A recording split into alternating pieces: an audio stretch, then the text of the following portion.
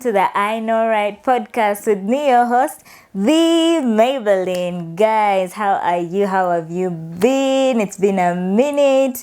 Well, are you looking for a fun way to experience life, like school, work, career, relationship? I have got you covered. Welcome. Come along with me on this roller coaster called Life with God in the front seat as we experience it.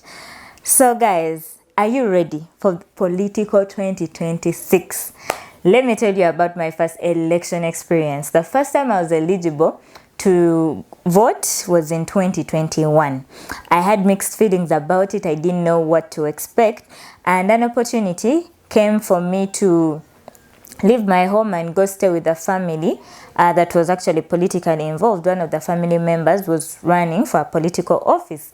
And so their daughters were also going to help out with in the electoral commission. They were going to be a part of the electoral commission to like help people in let's say the whole process of identifying people and stuff. So I got to experience it firsthand. And guess what? One of the political camps hired me to help them. What do they call it? Okukuma bululu. What do they call it? I was their agent. Yes, I was their agent. So I went in there. So I was sitting alongside the electoral commission personnel. My job was really to verify the list.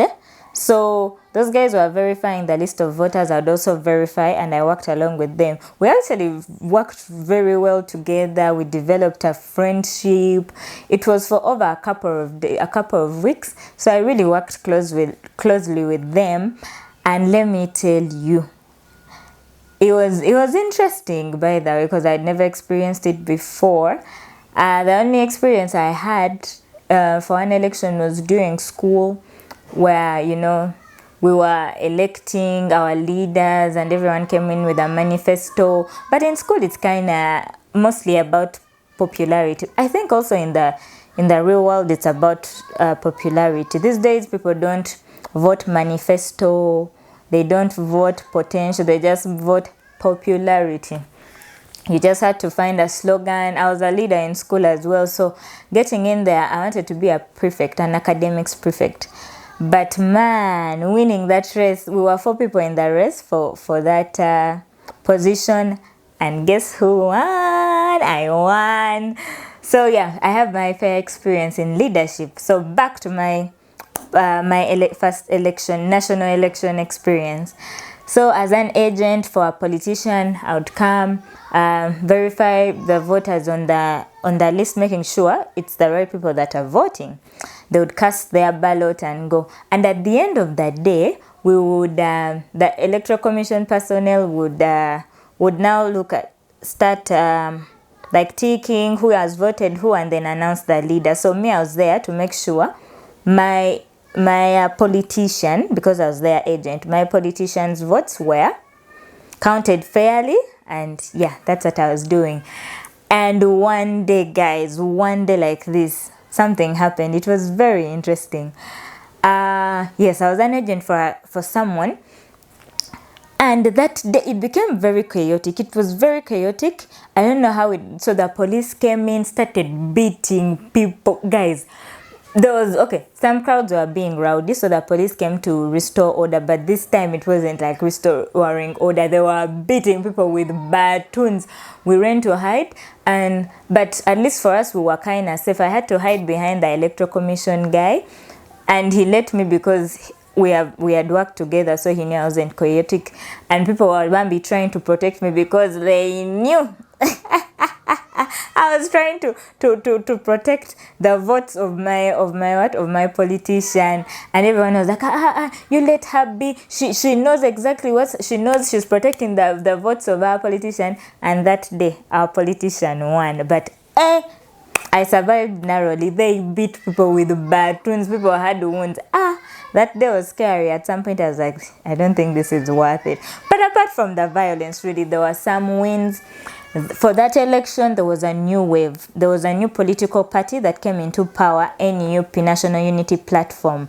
and it swept the wave over. It was excitement. It really, people voting not because they know the candidate's potential, not because they have actually interfaced with the candidate, but because they were from a new and hot and popular political party. So incumbents were left out. Even when they were really good, they were, as long as they were from a different party and not the new party, they were not elected into power. So we have had to live with the consequences of electing people because of a new wave. I don't know, have those people that you elected just because it was exciting, they were new, did they really work for you? Do we have results? Should we consider following another wave in 2026, another political wave? Are incumbents safe if there is like a new wave that's coming? I don't know which wave this time is coming. Are we still going with the NUP wave? Are incumbents safe? Also, are we thinking about re-electing some incumbents? For some of them, they are seeking for like what, the 5th term? Guys, don't we have like term limits? Someone can only run for like 2 terms. Like in the US, they only run for 2 terms. However good you are, you have served your time, let someone else serve. Here in Uganda, you can run for as many as I don't know how many times, as long as you are alive. I was watching the news and there was an LC1 chairperson. For him, he has been the LC chairperson for that village for over how many times? There's no one, he has no opponent. Those guys don't even have to vote for him. It is a done deal. But hey, guys, times change, trends change, so many things in society change. So you would want someone to adapt. You would need someone new that has probably new ideas to address things in your society. But a question for us, guys.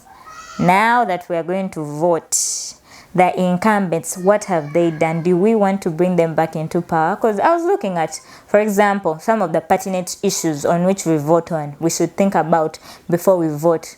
Roads. As someone who has an economic background, roads are very vital. Let's say in boosting our economy, we use them for the transportation of our goods. People need to get to work on time. The roads have to be good enough for the logistical companies. Now, our roads, guys, our roads are terrible. Okay, I know there have been some improvements, but is that progress on the road sector fast enough with the growing demands of the country? Because yes, they are working on new roads, but is that enough? Is that something we can say, okay, yeah, we can live with this? Because really, these roads are bad. And the funny thing is, the ones in the capital city, Kampala, are the ones that are even more terrible. But now, if the ones in Kampala are this terrible, what happens to the ones in the villages? I've watched on news, some of these roads are impassable. People have to take off their shoes. Sometimes there's flooding, so someone has to carry you on top of their shoulders to help you cross. What is in Uganda is on another level. So guys, these are issues we should look at. Do we want to vote someone in power who has not even, for example, in the parliament, we have one of the biggest parliament sitting in the world. We have so many members of parliament, but okay, yes, so we spend a lot, our taxpayers' money is spent a lot on them, on their welfare and well-being. Remember, for them, they don't even pay taxes. But if we are funding such a big parliament, what have they done? We want results out of such a big parliament. So we need to think about things like that. So such a big parliament, when we send you to parliament, what do you do there? Is there an impact, Is there an improvement in the welfare of people in your society? For example, there are some politicians that have really, really tried. And I feel like a colleague of mine was talking about a certain party not having impacted the society that voted them into power. And then another colleague argued that it's hard being on the opposition side for you to really bring much impact. Why? Because most of the funds okay, if you're on the opposition side of government, the incumbent government might not support your ideas in improving life. They might actually sabotage them because you are not on their side. So if you want support for projects to improve your community, you need to be on the right side of government, not on the opposition. So sometimes it's hard for opposition to have an impact unless they are getting funds from, let's say, other donors or their personal funds that probably will not make such a huge impact. But some have tried. For example, the Kawempe North, the late Kawempe North MP, he used his own funds, opened up a hospital. It's not sustainable because after a few months, it was normal. But he tried. But we want sustainable projects that impact societies and communities.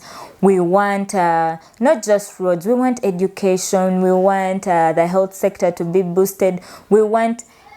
Guys, you should vote people in power that go to parliament and really discuss the budget. They contribute something to the budget. If, for example, if the budget is to spend this much billions, which is our most important sector that should be spent on so much money. Let us not have another budget coming out with defense taking the biggest chunk of the budget, because really the threat is not internal or external threat for a country like Uganda is not that big. Yeah, it's not really that big of a deal, but we know we have hospitals that do not have drugs. They don't have drugs. They don't the medical personnel are always on strike because of underpay. Yeah? So we need to vote leaders in power that are going to discuss such pertinent issues, not just go in there to get to earn a living for themselves. Because I've seen that there was a time there was an MP. He died. He went in to just make his life better. He was like, you know what, guys, give me the vote. I also need to go eat. I need to go eat. As if for us, we also don't want to eat. So we want to send you to parliament, not just to better yourself, but your society. Because I don't think he did much for his constituency. He went in, ate, and got out. So, but also this time around 2026, guys, mostly the youth, don't vote because you are excited. Don't vote an individual because they are popular. Because I know some are going to go to studio, make songs, some are going to make TikTok videos, some are going to do things that will excite you. But let's look at long term. For the 5 years that they are going to be in power, how are they going to impact issues that are important to you? Yeah. So let's vote for the right reasons. Let's vote wisely, and let's not just go on to this whole thing of who is most popular right now. Let's go with the most popular person. So I don't know. Also about safety during that time, guys. Go cast your vote. Don't tell anyone who you're supporting. Go home, because the minute you expose who you're supporting, because then it would create some sort of division. An artist sang a song saying that obululu tebutwawula. So guys, let's go vote in 2026. Naye obululu tebutwawula. Make sure you don't create any divisions. Don't tell anyone I support this one. Support who you support. Keep it in your heart. Go cast your ballot. Go home and pray that your person wins. But for politicians out there, guys, please, when you are voted into power, make it a point to change lives.